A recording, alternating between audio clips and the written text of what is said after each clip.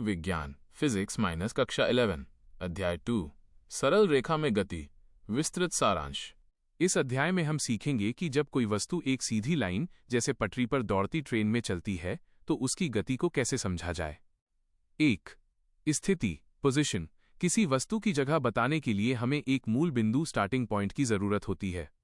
जैसे मेरा घर स्कूल से 2 किलोमीटर दूर है, यहां स्कूल मूल बिंदु है। 2. दूरी डिस्टेंस बनाम विस्थापन डिस्प्लेसमेंट। दूरी वस्तु द्वारा तय किया गया कुल रास्ता। यह कभी शून्य नहीं होती, यह एक अदिश राशि है। विस्थापन शुरुआती बिंदु और अंतिम बिंदु के बीच की सबसे छोटी सीधी दूरी। यह शून्य भी हो सकती है, यह एक सदिश राशि है। उदाहरण, यदि आप 5 मीटर आगे जाकर 5 मीटर वापस आ जाएं तो दूरी 10 मीटर होगी, लेकिन विस्थापन शून्य होगा। Kabir, classes 902-717-8430. 3.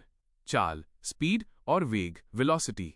औसत चाल कुल तय की गई दूरी अपॉन कुल लगा समय।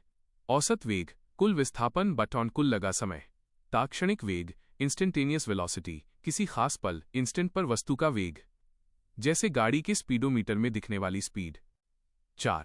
त्वरण एक्सेलरेशन वेग के बदलने की दर को त्वरण कहते हैं। अगर गाड़ी की स्पीड बढ़ रही है तो त्वरण धनात्मक जोड़ होगा। अगर ब्रेक लगाने पर स्पीड घट रही है तो इसे मंदन रिटार्डेशन कहते हैं और त्वरण ऋणात्मक ऑमिनस होगा। Kabir, classes 902-717-8430.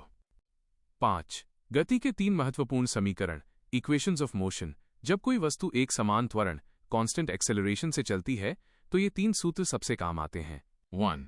V equals U plus at वेग समय संबंध। 2. S equals R plus 1/2 at squared दूरी समय संबंध। 3. V squared equals U squared plus 2 as वेग दूरी संबंध।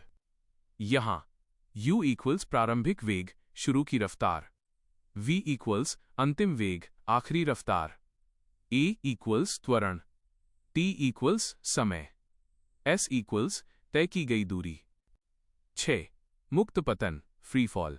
जब किसी वस्तु को ऊपर से नीचे गिराया जाता है तो वह पृथ्वी के गुरुत्वाकर्षण के कारण नीचे गिरती है, इसे मुक्त पतन कहते हैं। यहां त्वरण G गुरुत्वीय त्वरण काम करता है, जिसका मान लगभग 9.8 वर्ग मीटर प्रति सेकंड होता है। Kabir, classes 902-717-8430. 7. कठिन शब्दों का सरल अर्थ। अदिश स्केलर जिसमें केवल मात्रा वैल्यू हो, दिशा डायरेक्शन न हो। सदिश वेक्टर जिसमें मात्रा और दिशा दोनों हों। आपेक्षिक वेग रिलेटिव वेलोसिटी एक चलती हुई वस्तु के सापेक्ष दूसरी चलती वस्तु का वेग, जैसे चलती ट्रेन से दूसरी ट्रेन को देखना। नोट्स के लिए खास टिप्स, यदि कोई वस्तु विराम रेस्ट से चलना शुरू करती है तो हमेशा U इक्वल 0 लें, और यदि ब्रेक लगाकर वस्तु रुक जाती है तो V इक्वल 0 लें।